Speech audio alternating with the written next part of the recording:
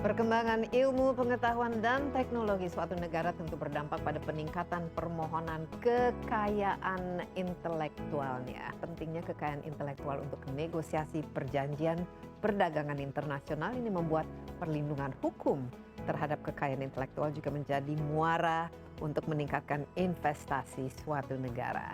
Lalu seperti apa upaya pemerintah Indonesia dalam mendorong investasi melalui perlindungan kekayaan intelektual? Insight akan membahasnya bersama saya, Desi Anwar.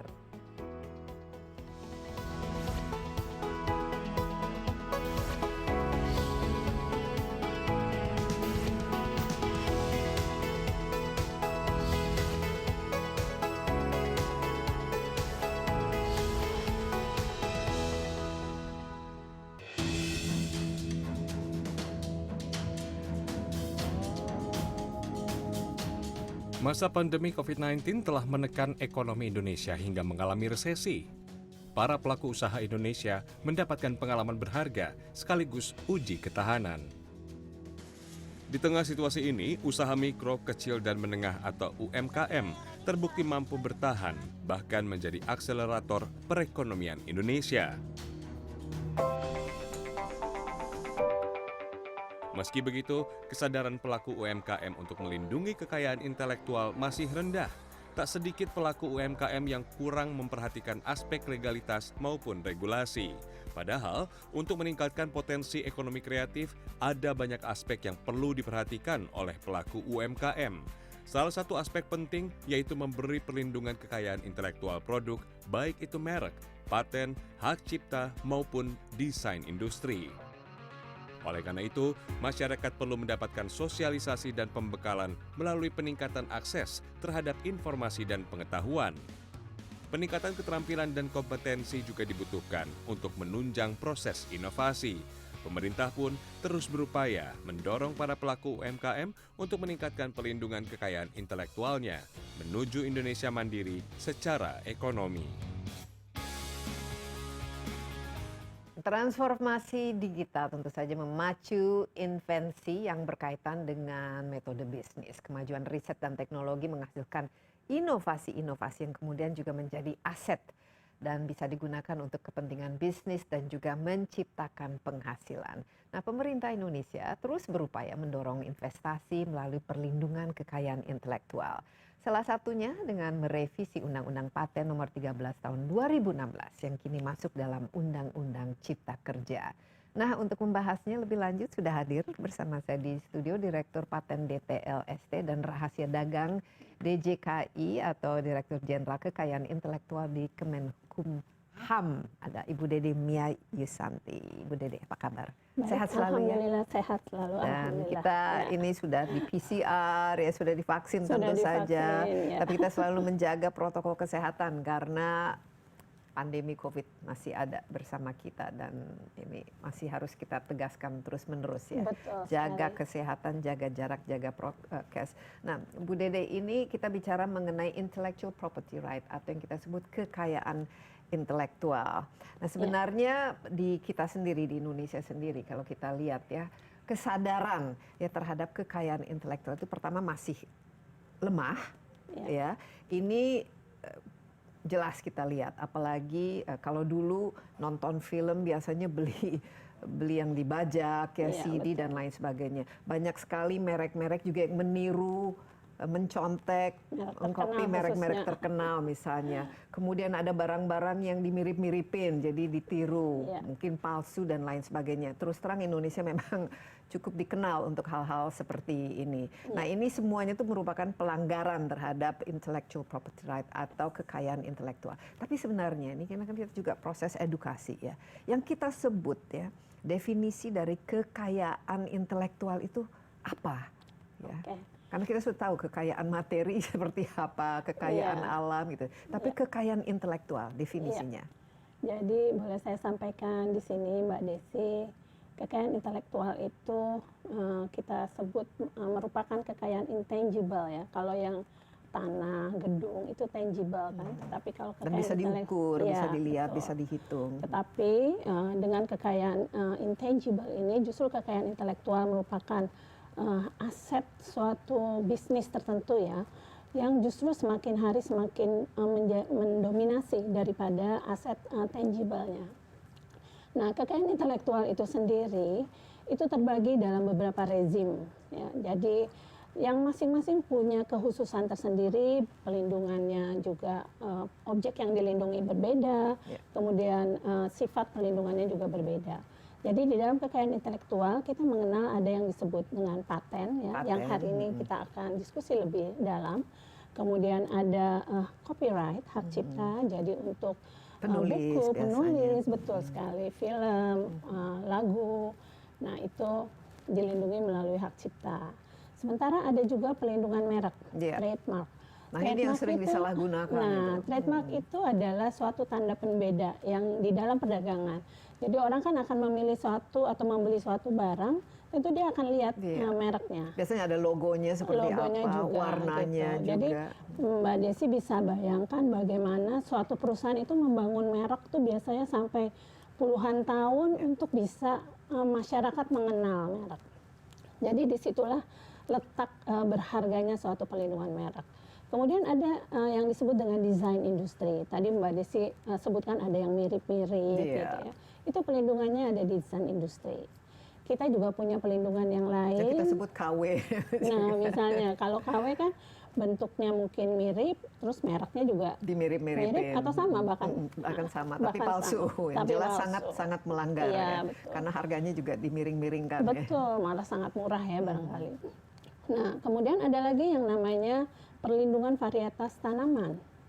Jadi tanaman yang kemudian direkayasa ya, dan dia dilindungi tetapi tidak diatur atau tidak dikelola oleh Direktorat Jenderal Kekayaan Intelektual, tapi dikelola oleh Kementerian Pertanian. Tapi dia masuk ke dalam rezim kekayaan intelektual. Kenapa? Contohnya seperti apa? Misalnya ada seperti tanaman padi, contohnya bisa. Apakah itu bisa? Bisa. Jadi kemudian diperbaiki, direkayasa, diubah, mungkin dikawin silangkan, menghasilkan varian baru, itu menjadi pelindungan Jadi varietas. ada proses terhadap barang itu, bukan yang secara alami itu yang bisa dipatenkan ya, tapi prosesnya gitu. Kemudian ada yang namanya rahasia dagang, trade secret. Jadi rahasia resep-resep makanan biasanya, bumbu-bumbu gitu, itu masuk ke rahasia dagang atau trade secret. Kemudian ada satu lagi, desain tata letak sirkuit terpadu. Desain tata letak sirkuit terpadu itu melindungi sirkuit elektronik yang ada di dalam alat-alat elektronik. Jadi seperti chip, microchip, nah jadi aturan di dalam, not software-nya, betul, bukan. Tapi desain daripada sirkuit di dalam alat elektronik itu bisa menentukan efisiensi suatu alat, misalnya alat elektronik ya khususnya. Penemuan tentu saja ya, seperti tentu penemuan ada lagi, tapi desain tata letak sirkuit terpadu itu jenis pelindungan KI yang berbeda juga. Ya, tapi kalau misalnya penemuan itu berdasarkan atau ide didapatkan dengan penemuan yang sudah existing, tapi agak diubah-ubah sedikit, itu bagaimana? It's possible sebetulnya. Jadi kalau di paten kan dia melindungi satu penemuan, ya, invensi kita sebut. Nah, persyaratan daripada invensi itu bisa diberikan, itu yang pertama harus baru. Baru, dan yang kedua mengandung langkah inventif kita sebut, dan yang ketiga dapat diterapkan dalam industri. Kalau kita sebut baru, ya dia harus berbeda dong dari yang sudah ada. Misalnya dia memodifikasi, boleh nggak? Boleh. Tapi kemudian ada kriteria yang kedua, yaitu mengandung langkah inventif.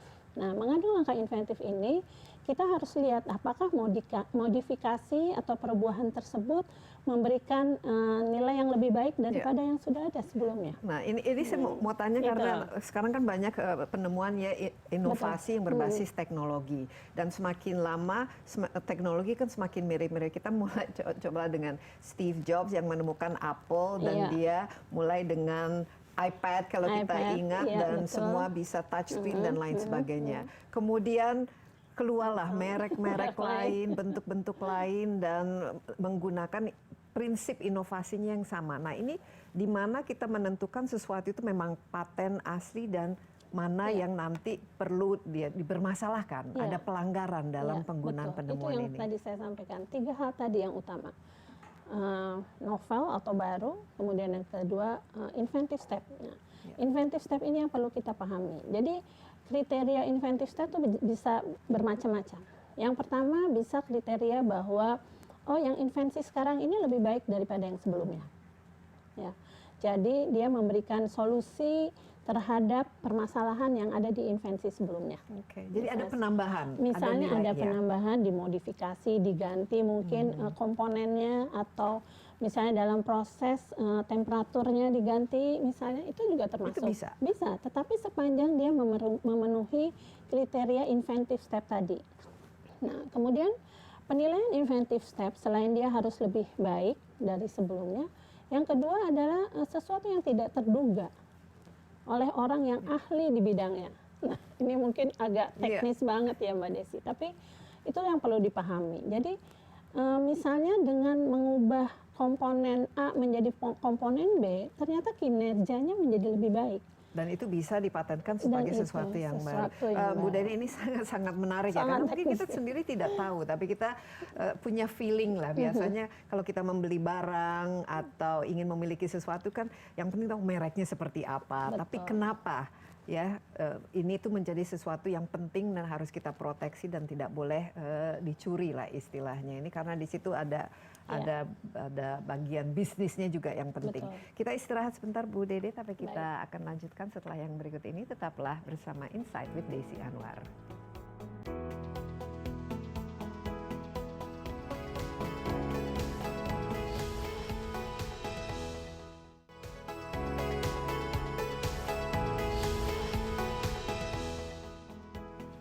Ya, masih bersama Insight with Desi Anwar, kita membahas mengenai pentingnya ya intellectual property right atau kekayaan intelektual dan pengembangan paten yang sekarang kita ingin untuk meningkatkan invensi dan sesuatu yang baru ya, karena ini merupakan kekayaan, bukan saja kekayaan intelektual tapi nanti kekayaan terhadap pendapatan, kekayaan terhadap bisnis, inovasi dan lain sebagainya. Saya ditemani oleh Direktur Paten DTL ST dan Rahasia Dagang dari Dirjen KI Kekayaan Intelektual Kemenhukam, ada Bu Dede Mia Yusanti. Tadi sudah kita sedikit belajar mengenai beda-bedanya apa yang diartikan oleh kekayaan intelektual. Jadi ada proses inovasinya. Jadi misalnya kalau termasuk juga tadi ya bahan-bahan tanaman alami kan.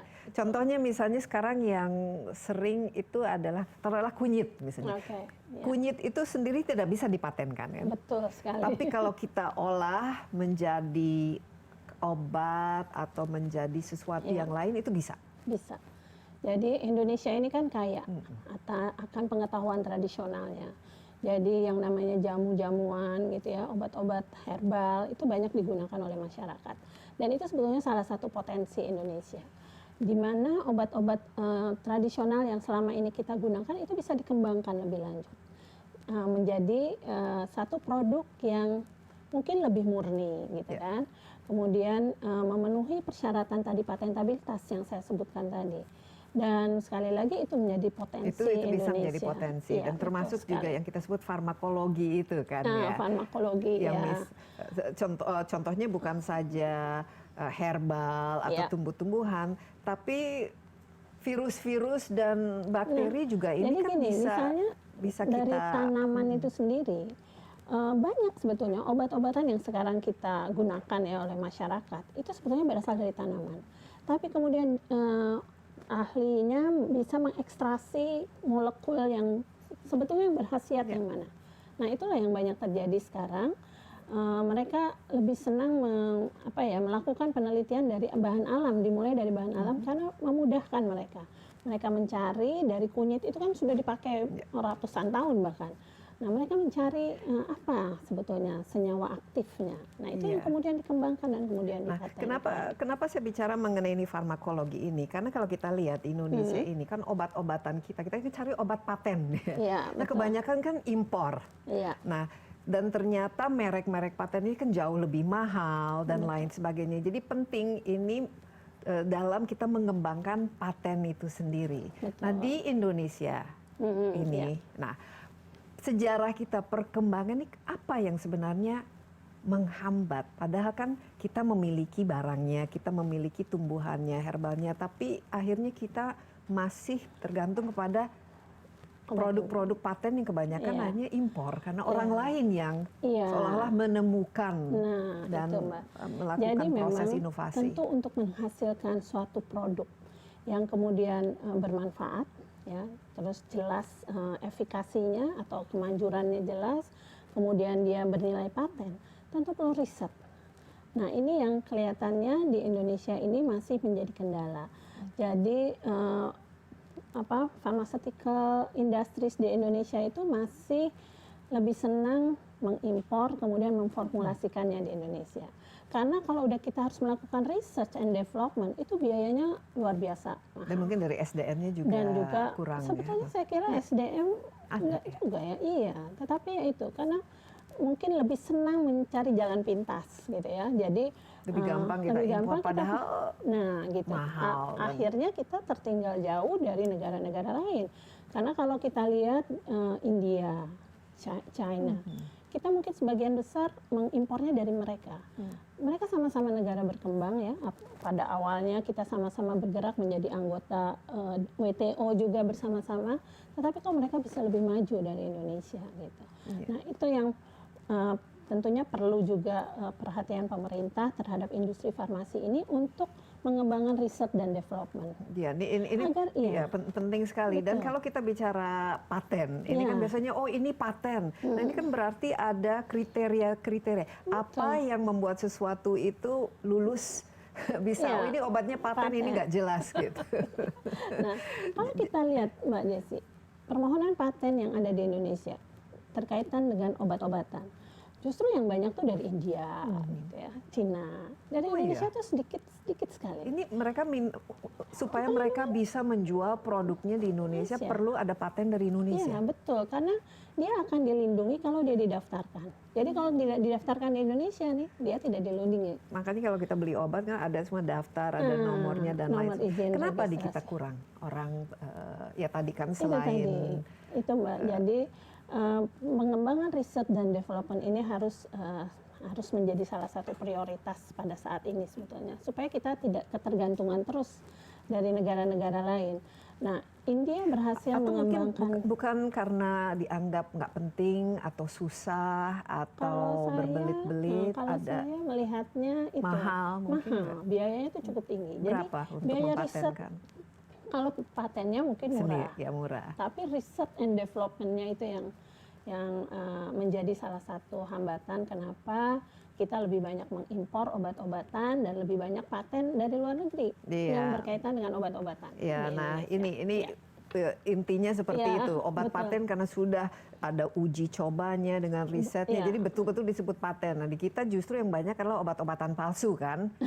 Enggak juga Nggak, maksudnya kan itu kita harus hati-hati Iya, kan. betul. Nah ini supaya saya lihat kan pemerintah, kalau kita lihat dari negara yang maju, Iya. negara yang berhasil, yang brand-brandnya atau mereknya dikejar dan dicari di seluruh dunia, itu adalah negara yang memiliki kekayaan intelektual yang sangat-sangat tinggi.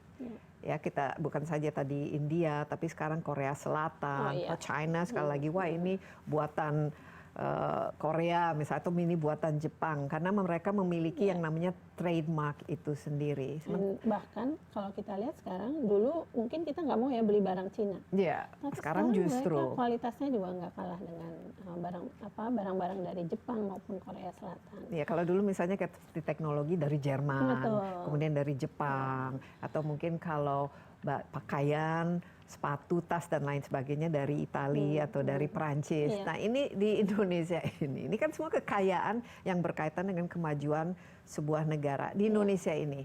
Apalagi Jadi, kita sekarang iya. ingin menarik investasi, penanaman modal, inovasi, apa yang perlu kita lakukan? Nah, oke. Jadi pertama, faktanya negara-negara yang maju itu biasanya negara yang punya kemampuan teknologi. Itu tidak bisa dihindarkan. Ya, seperti itulah. Makanya yang kita sebut, yang Mbak Desi sebut tadi, negara-negara yang Korea Selatan, Jerman, Jepang. Atau itu kalau adalah teknologi mereka, ini digital Amerika Serikat kan. Oke, itu.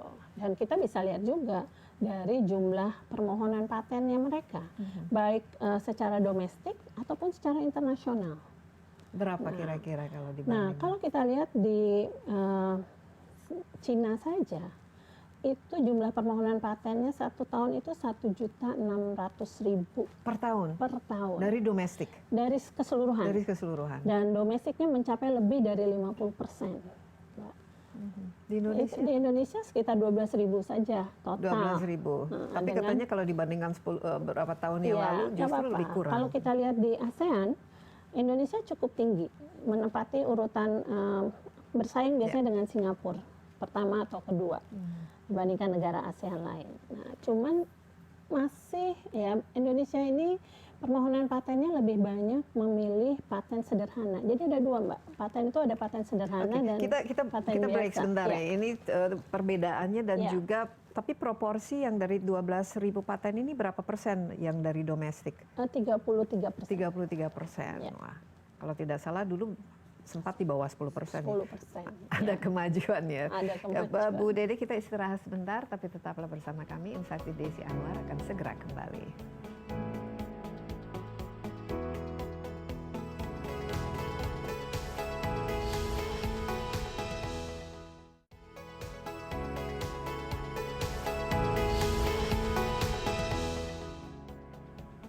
Ya, kembali bersama Insight with Desi Anwar. Topik kita kali ini mengenai kekayaan intelektual sebuah negara yang kaya, apalagi seperti Indonesia, kita kaya dengan semua yang ada kita miliki ya, kekayaan alam, kekayaan demografi, kekayaan kepintaran dan lain sebagainya, tapi kekayaan intelektual harus kita masih kembangkan karena ini juga kuncinya membuat sebuah negara itu bisa maju, bisa berkembang dan bisa menjadi negara yang inilah istilahnya tidak tergantung kepada produk-produk impor. Ditemani oleh Direktur Paten DTLST dan Rahasia Dagang dari Dirjen Kekayaan Intelektual Kemenhukam. Ada Bu Dede Mia Yusanti. Tadi ada sekitar 12.000 ya.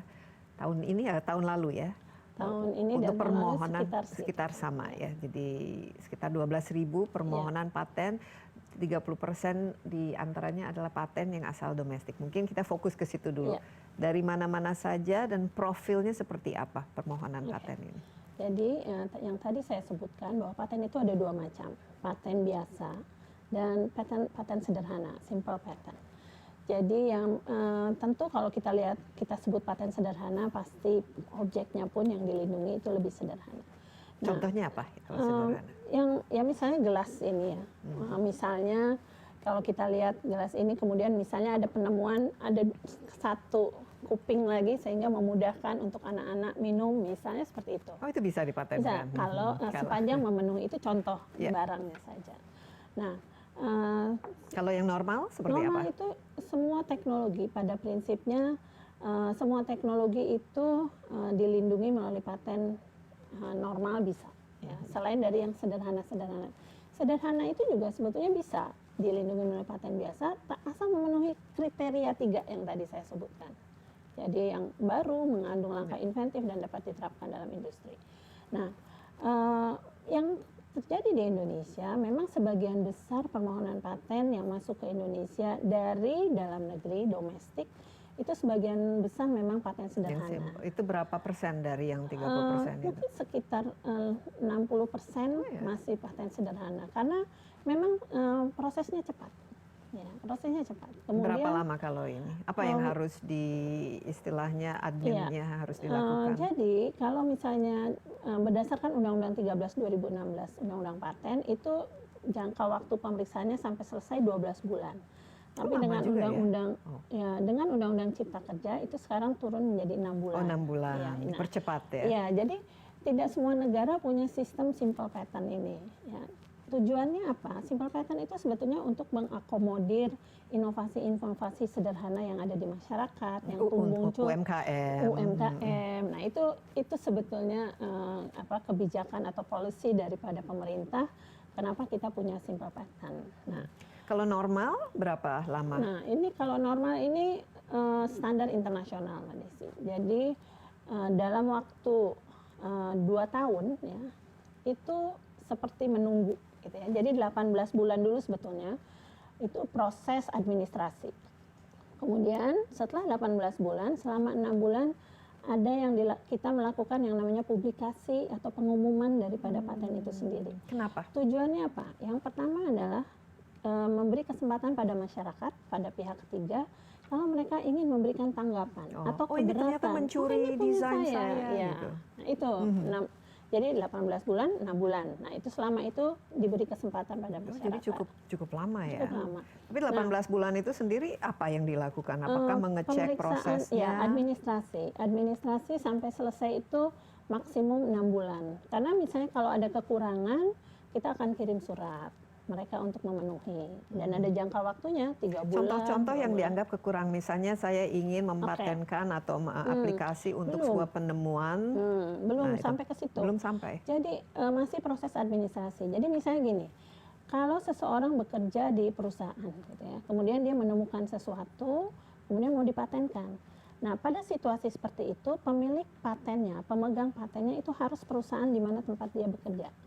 Nah, pada kondisi seperti itu, maka si inventor ini yang menemukan, dia harus membuat surat pengalihan hak namanya.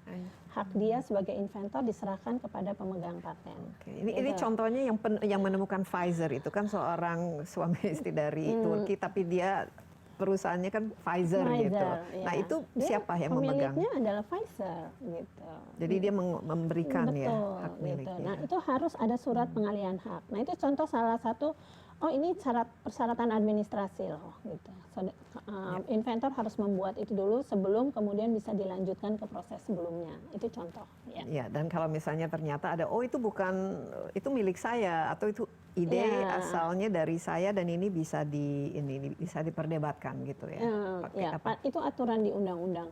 Kalau kita bekerja di satu institusi, maka institusi yang tempat kita bekerja. Jadi prosesnya kalau normal bisa 2 tahun. Belum, itu masih baru proses publikasi. Nah, setelah publikasi kan tadi untuk memberi kesempatan pada pihak ketiga kan untuk memberikan masukan, keberatan. Nah, setelah itu barulah masuk yang namanya pemeriksaan substantif.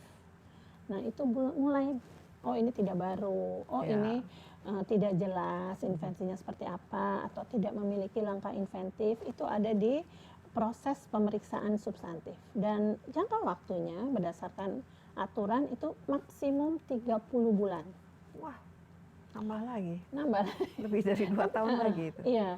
Nah, inilah yang kemudian kita ingin mencari terobosan di revisi Undang-Undang Paten. Jadi sekarang direvisi. Direvisi, tapi ya ini masih dalam proses. Yang salah satu tujuannya adalah bagaimana mempercepat proses. Gitu. Karena ini terlalu lama ya kedengarannya. Tanpa melanggar ketentuan internasional. Dan ini bisa dipercepat kira-kira. Ya, jadi pakai strategi gitu, Mbak Desi.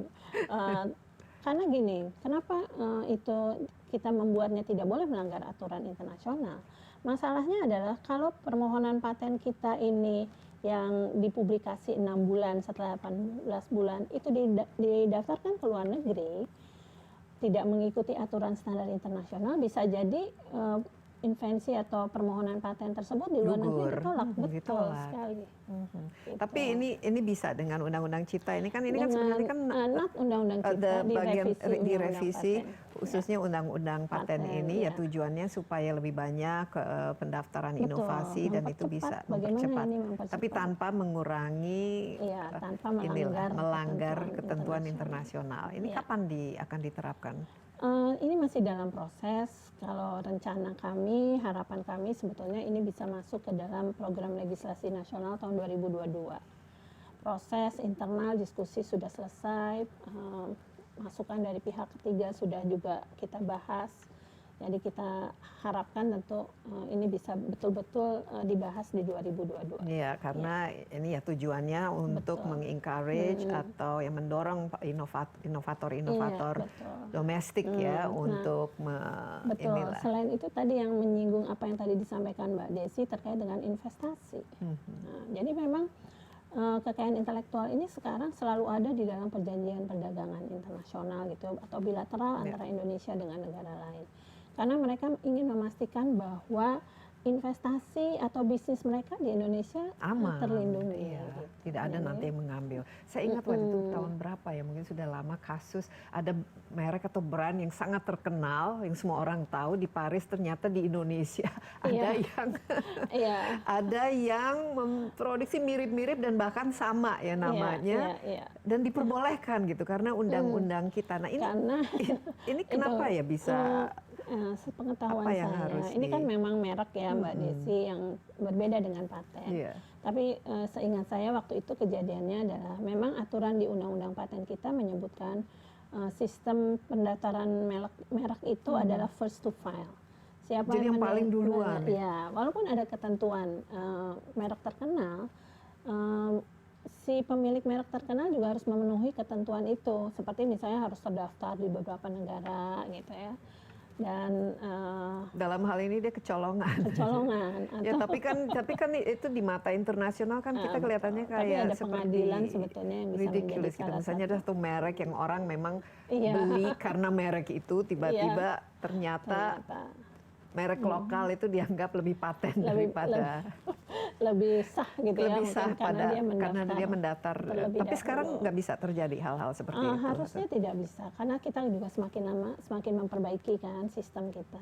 Iya, baik Bu Dede, kita masih ada 2 segmen lagi ya. Tetaplah bersama kami, Insight with Desi Anwar akan segera kembali.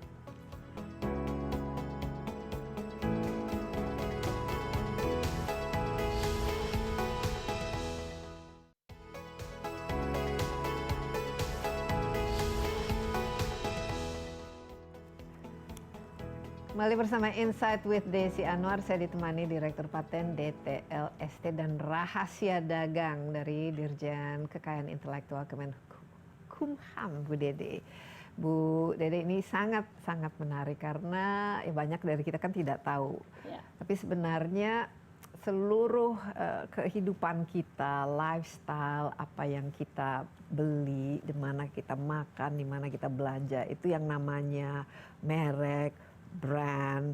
Kalau kita konsumsi obat, kita maunya yang obat yang paten. Kalau membeli sesuatu udah paten. Nah ini kan paten ini ternyata luar biasa pentingnya dalam kehidupan kita sehari-hari. Dan ini perlu diproteksi karena ini berkaitannya dengan perdagangan, persaingan dagang supaya orang tidak menjiplak, tidak membajak, tidak meniru. Nah, Indonesia setahu saya kita sempat ini dalam priority watch list ya sebagai negara yang kurang menghormati ya terhadap kekayaan intelektual khususnya orang lain. Nah, ini bagaimana dari tahun ke tahun? Apakah kita lebih baik reputasinya, Bu Dede? Karena semakin banyak penemuan, semakin banyak yang bisa ditiru sebenarnya. Jadi kalau kita bicara priority watch list, persoalan pertama adalah mengenai bagaimana pelindungan kekayaan intelektual di Indonesia, termasuk bagaimana penegakan hukumnya. Ya, paling penting ini penegakan hukumnya. Walaupun ada hal lain di situ, termasuk di dalamnya adalah market access, kemudian trade barrier, itu juga termasuk pertimbangannya kenapa Indonesia masuk priority watch list. Nah, jadi yang pertama penegakan hukum. Indonesia itu sudah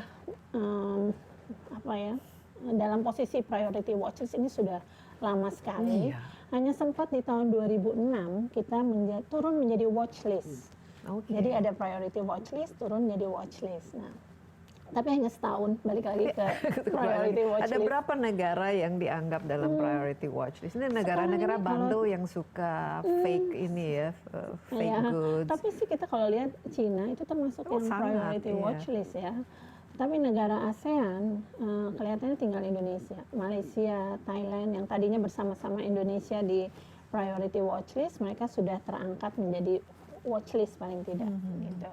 Walaupun belum lepas daripada status list ya, tetapi sudah tidak di priority. Nah, Indonesia masih sampai saat ini masih di priority watch list. Dan kita sebenarnya sudah melakukan upaya-upaya juga Mbak Desi. Tetapi selalu kan misalnya aturan ini sudah kita perbaiki, tapi kemudian muncul lagi aturan lain yang kemudian dianggap bahwa itu merugikan mereka, bahwa itu menghalangi market akses mereka gitu ya, untuk masuk ke Indonesia berkaitan dengan kekayaan intelektual. Nah, Indonesia sendiri sebenarnya sudah berupaya, Mbak. Tapi dari segi penegakan hukum kita seperti apa? Ya, kita sudah sebetulnya sudah punya yang namanya dulu Timnas PPKI, pelanggaran penegakan kekayaan intelektual. Nah, itu di tahun 2006 pada saat kita turun jadi watch list gitu.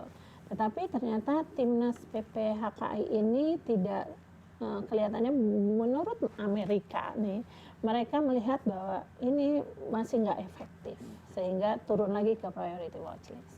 Sekarang kita masih ya di priority watch list. Masih di priority watch list, tetapi kita menyadari bahwa masalah priority watch list ini memang bisa juga berdampak pada investasi tadi. Iya, pastilah orang Pasti, tidak gitu merasa kan. nyaman. Nah, kita sekarang membentuk kembali yang namanya Satgas PWL ya, PWL Dirjen KI. Jadi tujuannya adalah kita melakukan penegakan hukum yang jauh lebih baik daripada sebelumnya dengan bekerja sama dengan instansi terkait. Nah, sudah tahun-tahun terakhir ini sudah berapa orang yang mungkin kena dan sanksinya apa kalau kita melanggar hak intelektual? Itu semua ada di undang-undang masing-masing. Jadi di paten, hak cipta Denda dan biasanya iya kan biasanya ada. denda dan kita punya 2 jalur sih, ada kriminal ya, artinya ada sanksi pidananya, juga ada perdata. Ya, gitu, tapi berapa kasus-kasus. orang yang memang sudah dikenakan sanksi? Saya ingat misalnya kalau di Indonesia kan film ya. Kalau kita nonton film, lu terus dilarang, ini ada hak cipta dan lain sebagainya. Tapi kan buktinya Iya. yang di CD atau yang Itu bajakan ada, atau ada orang yang mengambil. Nah, ini Ya. persisnya Jadi gini, pernah disanksi nggak? jadi Mbak Desi, Didapatkan sanksi orang-orang ini? sistem hukum di Indonesia ini mungkin beda ya dengan Amerika misalnya, di mana apabila terjadi pelanggaran, untuk bisa polisi melakukan tindakan atau PPNS melakukan tindakan, itu harus ada laporan, delik aduan namanya. Jadi kalau tidak ada aduan, tidak ada laporan, Dari kita yang nggak bisa pemilik bertindak. hak Iya, ciptanya? kita nggak bisa bertindak, Mbak. Jadi harus ada Tidak laporan. bisa dengan buktinya bahwa ini buktinya sudah cukup bahwa ini adalah Iya. barang tiruan atau Iya. barang bajakan. Nah, Kenapa jadi, itu tidak bisa dijadikan bukti? Itu. Jadi harus ada pengaduan dari pemilik paten atau pemilik hak KI-nya bahwa ini barang ini merupakan barang pelanggaran kekayaan intelektual. Itu yang menjadi dasar daripada polisi ataupun PPNS mengambil tindakan. Dan kenapa selama ini orang kurang melaporkan? Iya, nah makanya begitu kita bertemu dengan USTR ya yang menangani masalah PWL ini, mereka sampaikan juga tuh ada camcording di bioskop, tapi kok katanya kenapa nggak pernah ada yang kemudian dihukum? Iya, karena kan evidence-nya, buktinya gitu. sudah ada. Nah, terus ya kita sampaikan bahwa sebaiknya si pemilik jangan lapor ke USTR aja, lapor juga ke kami gitu, karena kita punya direktorat penyidikan yang menangani pelaporan seperti ini gitu. Tapi kalau nggak dilaporkan, Mbak Desi berarti tapi mungkin bisa itu nggak bisa ya diganti ya undang-undangnya supaya berdasarkan bukti. Istilahnya kan barang curiannya sudah di situ, pasti ada yang mencuri kan. Iya betul. Sebetulnya kalau misalnya itu diganti dan diperbaiki menjadi delik biasa, itu otomatis polisi tanpa harus ada laporan itu bisa mengambil tindakan. Justru polisinya yang mengusut ini siapa yang melakukan biasanya. Walaupun kami di Direktorat Jenderal KI juga lebih proaktif, Mbak Desi. Kita tahu bahwa kalau kita diam saja juga ya akan seperti itu terus gitu. Jadi jangan sampai kita di priority watch list ini seterusnya, Bu Dede. Kita harus proaktif, kita harus bekerja sama dengan pemilik hak gitu. Misalnya ada merek permainan anak-anak Lego itu ya, yang dari kita kerjasama dengan mereka supaya mereka juga melaporkan kalau ada pelanggaran di lapangan gitu. Jadi kita tidak menyalahi undang-undang dan tetap bisa menegakkan hukum KI gitu kan. Karena kalau kita langsung saja tanpa ada laporan, bisa-bisa kita yang digugat balik.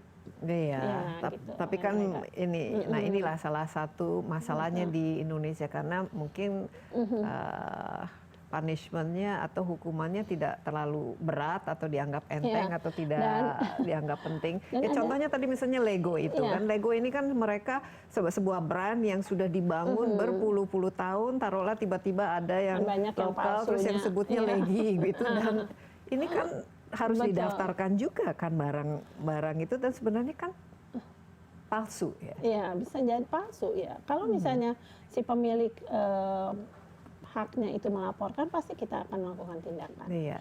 Dan ada satu Cuman hal pemiliknya lagi ada di di sana, tapi di kan luar ada negeri, gitu. representatif dia bisa ini kan. Nah, ada lagi satu lagi ketentuan di dalam Undang-Undang KI bahwa dalam hal seperti ini ada pelanggaran, maka mereka wajib dilakukan mediasi dulu terlebih dahulu. Gitu. Jadi tidak Ya, langsung ke baik. pengadilan, dan itu ternyata banyak juga kasus-kasus yang akhirnya damai sebelum masuk ke pengadilan. Jadi itu Iya, upaya-upaya tapi pada kita. intinya kita masih negara yang perlu diperhatikan Iya, betul. dalam menghormati kekayaan Kekayaan intelektualnya. intelektual. Makanya kita dalam priority watch list. Ini bukan daftar di mana kita bangga Iya. berada, Dede. Kita harus bekerja keras Betul. untuk keluar dari Iya. itu. Ini effort yang pemerintah Iya, jadi PR betul. ya. Dan- Kita masih ada satu segmen lagi, Bu Dede. Oke. Tetaplah bersama kami ya. Insight with Desi Anwar akan segera kembali.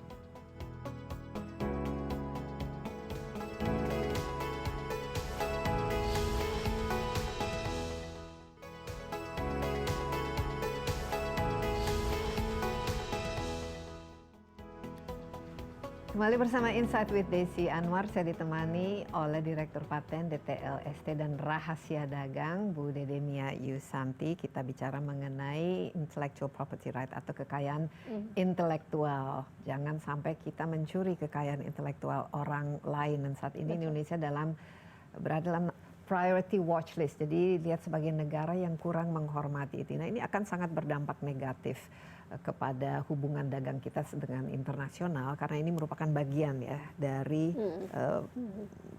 agreement itu ya, atau kolaborasi antara negara-negara lain. Orang tidak mau mereka melakukan bisnis di Indonesia, berinvestasi, tapi ternyata tidak dilindungi hak-haknya, dan ya memang sering bandel sih. Ini salah satu juga karena konsumen kita juga mencari yang nggak apa-apa mirip, yang penting mirip-mirip, yang penting murah.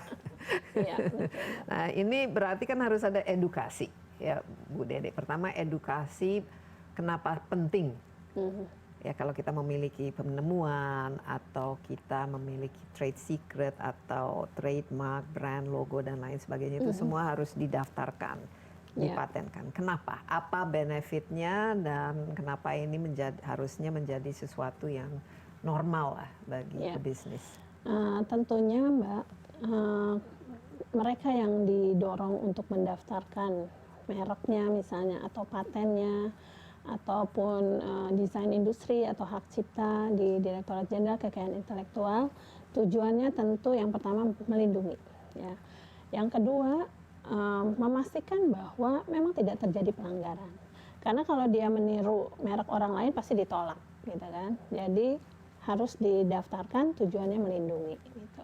Dan mau tidak mau, yang namanya kekayaan intelektual itu menjadi hal yang penting dalam bisnis tadi. Kalau misalnya dia tidak didaftarkan, orang lain bisa meniru. Kita jangan sampai usaha yang kita telah lakukan mungkin bertahun-tahun, bahkan puluhan tahun, ternyata kemudian harus dihilangkan atau dihapuskan, atau bahkan orang lain kemudian meniru merek kita, dan kita kehilangan potensi keuntungan tentunya dengan adanya pendaftaran atau pelindungan merek oleh orang lain. Padahal itu sebetulnya awalnya punya kita, karena sistem first to file tadi. Mereka yang mendaftar pertama dialah yang akan mendapatkan pelindungan. Sama untuk paten juga seperti itu, untuk desain industri juga seperti itu. Tapi kalau first to file itu juga ada investigasi nggak? Apakah memang dia first to file atau jangan-jangan dia first mencuri punya orang lain baru dia file, seperti yang tadi kita sebutkan. Jadi misalnya kalau di paten, dia daftar paten, kita harus cek dengan melakukan yang namanya penelusuran, searching. Apakah ini benar-benar baru atau tidak. Dan searching itu kita lakukan tidak hanya untuk paten-paten yang di Indonesia, tapi yang pertama adalah paten yang ada di seluruh dunia yang mungkin kita akses. tentu kalau ada negara yang punya sistem paten tapi mereka tidak publikasikan, kita nggak bisa akses. Tapi yang bisa kita akses, kita akan ambil. Selain itu, bukan hanya publikasi ilmiah atau bukan hanya paten saja, tetapi misalnya kalau paten itu kita lihat juga di jurnal-jurnal ilmiah.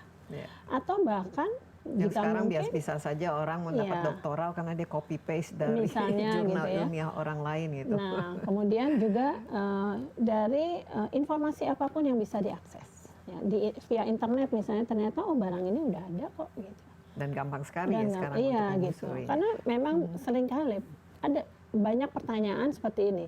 Barang itu adanya di Amerika, tapi di Indonesia nggak ada. Bisa nggak saya patenkan? Tetap nggak bisa karena pasti pemeriksa pasti bisa bisa menelusuri. apalagi Jadi jangan coba-coba. Walaupun ini banyak yang suka coba-coba dan kita coba-coba. lihat deh Iya, contohnya. banyak yang Misalnya coffee shop yang ini wah kok mirip-mirip logonya kok mirip-mirip yang mana gitu atau seperti alas kaki atau pakaian ini kan itu semua sebenarnya kan melanggar ya. Seberapa sulit tadi kan sudah cukup memakan waktu ya, tapi dari segi biaya dan prosedurnya apakah bisa, ini kan sekarang dengan revisi itu dicoba untuk dipermudah, dan kalau kita memiliki hak ini berapa lama kita bisa memilikinya? Oke. Kalau untuk paten ya, pertama untuk paten dulu pelindungannya kalau paten sederhana itu 10 tahun. 10 tahun. Iya. Sementara kalau paten biasa itu 20 tahun.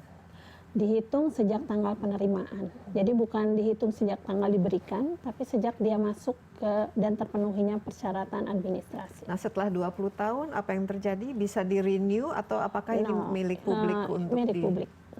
Jadi masyarakat bisa menggunakan secara bebas tanpa ini. Tapi kalau logo trademark? Kalau trademark itu pelindungannya bisa terus diperpanjang. Jadi boleh dibilang trademark itu never ending ya, karena 10 tahun, setiap 10 tahun dia bisa diperpanjang. Kalau copyright seperti ya itu film atau itu ketentuannya sesuai dengan undang-undang adalah 70 tahun sejak si penciptanya meninggal dunia. Jadi dia punya waktu, artinya keluarganya, anak cucunya itu tetap bisa memperoleh hak. Bisa memperoleh sampai 70 tahun. Makanya ini harus hati-hati menggunakan misalnya sudah mendiang, sudah meninggal, kita ambil tapi ternyata hak ciptanya itu bisa sampai 50. Ini harus hal-hal seperti ini harus diajarkan karena masyarakat karena suka ambil ide, ambil ini dan bagaimana sekarang mengedukasi para konsumen ini, apalagi sekarang banyak sekali kita shopping online, belum kita nggak tahu ya barang-barangnya itu asli atau tidak. Nah ini kan harus ada pengawasan dan juga regulasi. Ini yang shopping online nih Mbak Desi. Jadi Satgas Operasional PWL ini yang tadi sudah saya jelaskan sudah dibentuk. Ini juga kita mengadakan atau melakukan perjanjian pertama dengan Kemenkominfo, kemudian Badan POM dan Bareskrim Polri. Tentu untuk penindakan, misalnya kalau Badan POM itu untuk obat-obatan palsu misalnya. Kemudian kalau Kemenkominfo itu untuk penutupan situs-situs yang melanggar KI. Nah, kita juga melakukan kerjasama dengan platform e-commerce. Salah satunya itu ada Tokopedia, kemudian ada juga Bukalapak. Jadi mereka membantu kami di Direktorat Jenderal KI untuk tidak menjual barang-barang palsu yang diduga melanggar kekayaan intelektual.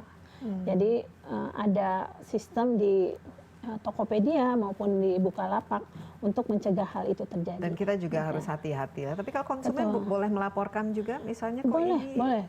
Seingat saya di Bukalapak itu mereka membuka satu fitur khusus gitu untuk melaporkan apabila ada barang-barang palsu yang melanggar kekayaan intelektual yang dijual di Bukalapak. Tapi Bu Dede ini kan kita di Indonesia ini ya masalah intellectual property mungkin sesuatu yang sampai sekarang masih agak baru, nggak ngerti, nggak paham dan mungkin juga nggak peduli ya. Semua bisa ijazah saja bisa itu ada ininya hak paten supaya ijazahnya asli.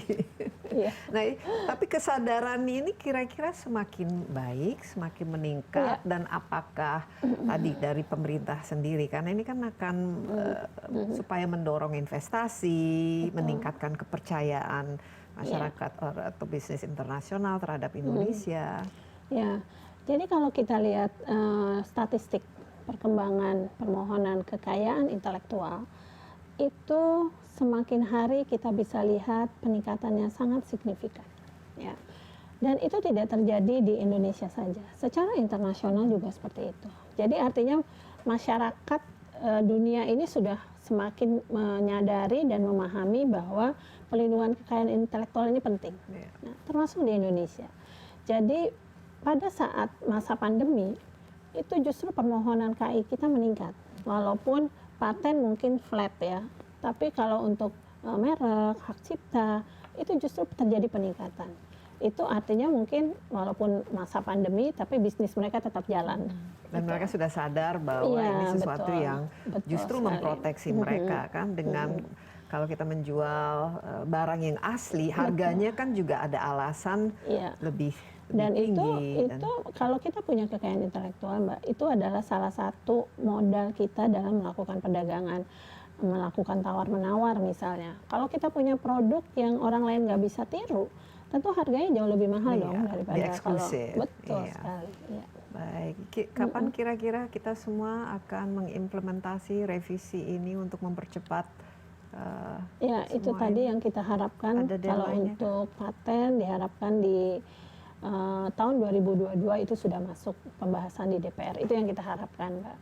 Nah, sementara untuk yang merek itu masih belum dalam proses amandemen, tetapi kita sedang mengidentifikasi mana-mana saja yang harus diperbaiki. Tentunya tujuannya adalah untuk meningkatkan pelayanan pada masyarakat dan kekayaan intelektual dari masyarakat bisa terlindungi dengan baik. Dan upaya kita supaya keluar dari list priority watch list, supaya kita tidak dianggap negara yang... Selain meningkatkan kinerja kita dalam penegakan hukum, kita juga memperbanyak diskusi dan dialog tentunya dengan pihak-pihak terkait. Misalnya kalau itu berkaitan dengan obat-obatan, tentu kita bicara dengan Kementerian Kesehatan, dengan Badan POM. Kemudian kalau itu masalah pencegahan barang palsu di perbatasan, kita bekerjasama dengan Bea Cukai.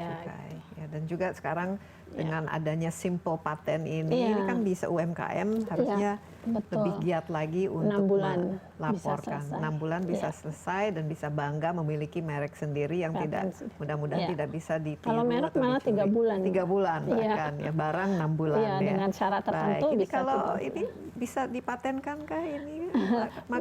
Ininya, jadi kalau paten itu kan teknologi. Jadi misalnya bahan yang untuk membuat gelas ini tidak bisa. Nah, bisa bahannya lah. Nah, sepanjang ada inovasinya. 3 kriteria tadi terpenuhi. Ada proses ini. Tapi kalau misalnya logo Insight with Desi Anwar, ini merek. Silakan daftar mereknya. Pasti udah daftar nih, saya yakin. Sudah paten. Iya. Bu Dede, sekali lagi terima kasih, sangat menarik ya, sangat mendidik dan mencerahkan, karena sesuatu yang selama ini mungkin kita anggap kita tahu tapi sebenarnya kita tidak paham. Iya, demikian Insight with Desi Anwar kali ini. Jangan lupa Anda juga dapat menyaksikan tayangan ini di cnnindonesia.com dan di YouTube CNN Indonesia Insight with Desi Anwar. Jangan lupa kita masih situasi COVID, jaga jarak, rajin cuci tangan, pakai masker dan tentu saja hindari kerumunan. Sampai jumpa, stay safe. Bye-bye.